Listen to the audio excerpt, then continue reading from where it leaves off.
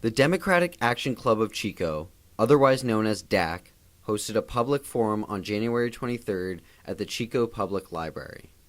Democratic candidates Audrey Denney, Marty Walters, Jessica Holcombe, and Larry Jordan answered various questions about their campaign platforms and about current political issues.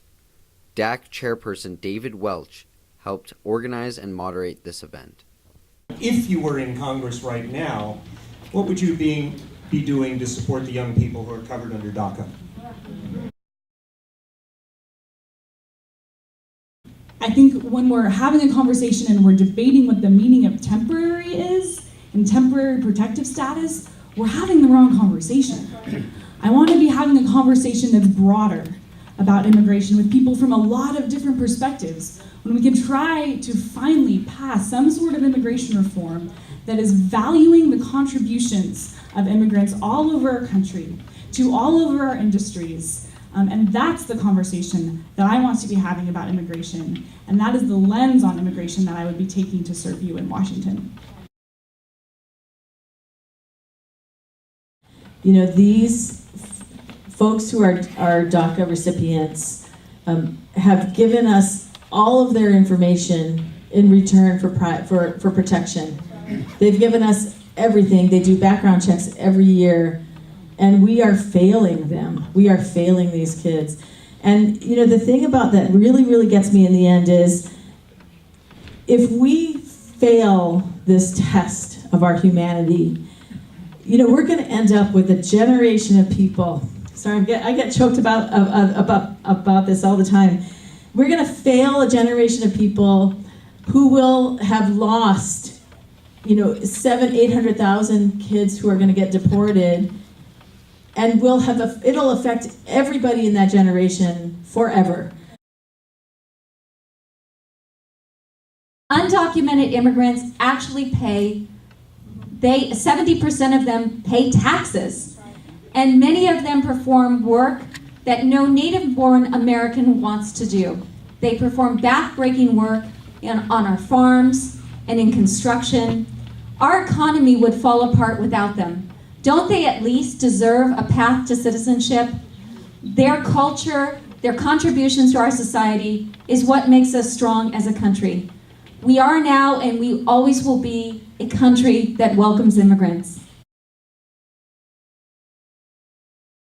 We are a nation of immigrants unless you're a Native American, and that is something that Trump refuses to see. But we know he's a racist. There's no question about that. I don't actually know about LaMalfa, what he believes internally in his brain, but the way he behaves is like a racist, okay? And this country is not going to survive much longer if we start drawing these lines. Now, you can have a conversation about all this stuff, but ultimately, if you're debating or having a conversation based on racism, it's going to be very hard for me to have that conversation with you. I'll try, as I've said, I think, you know, respecting everything, but there are kind of things that I don't respect, and racism being one of them. So, you know, whether it's the wall or undocumented workers or DACA or any of these things, we need to think about not only what it's doing to people, what it's doing to our image around the world. And I think we're in pretty sad shape right now.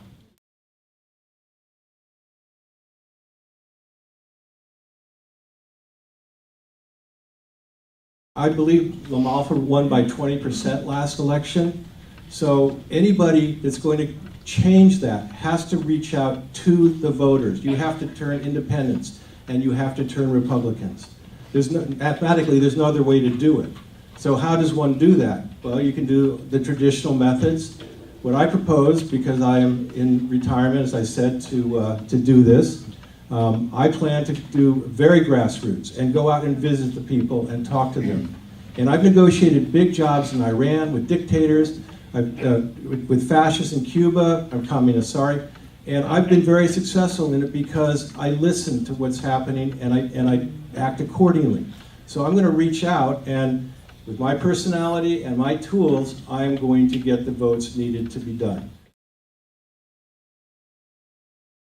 Well, growing up, I was the oldest of 7 kids, and we were poor. But fortunately, because of federal financial aid, I was able to get into Georgetown University. If it hadn't been for that financial aid, I wouldn't have been able to go to college. And I'm a strong advocate for free public universities for all Americans. We are one of the only civilized countries that doesn't provide affordable university-level education for all students. And because of the student debt situation, so many of our graduates are coming out with six-figure student loans. And they can't afford houses, they can't afford to start families, and they're behind, living in their parents' basements.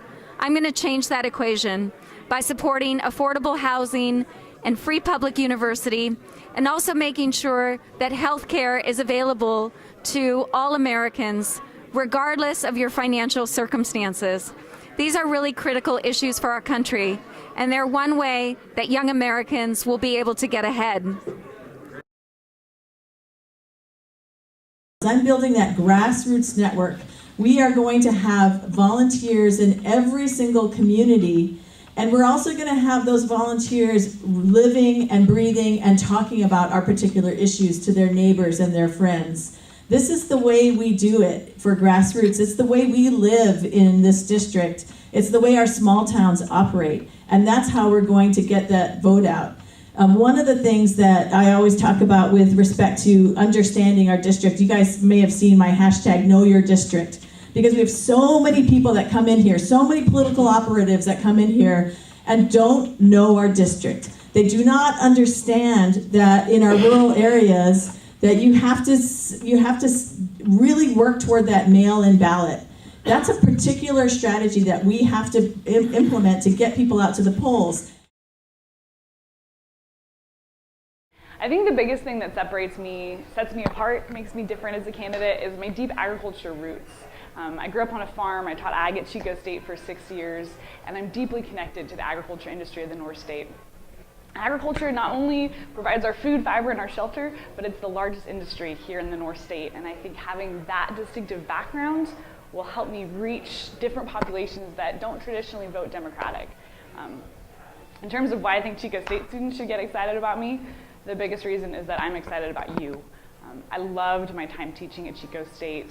I loved the students. I loved working with them. Some of the students that I had in the very beginning years at my time at Chico State are not teaching, and some of them are still my dear friends. And so I'm worried about the issues that you're worried about. I want to make sure that we're setting you up to succeed and to get good jobs when you graduate, and I hope that this is a campaign that college students at Chico State and other colleges around our district can get excited about. Reporting for the Orion News, this is Alex Grant.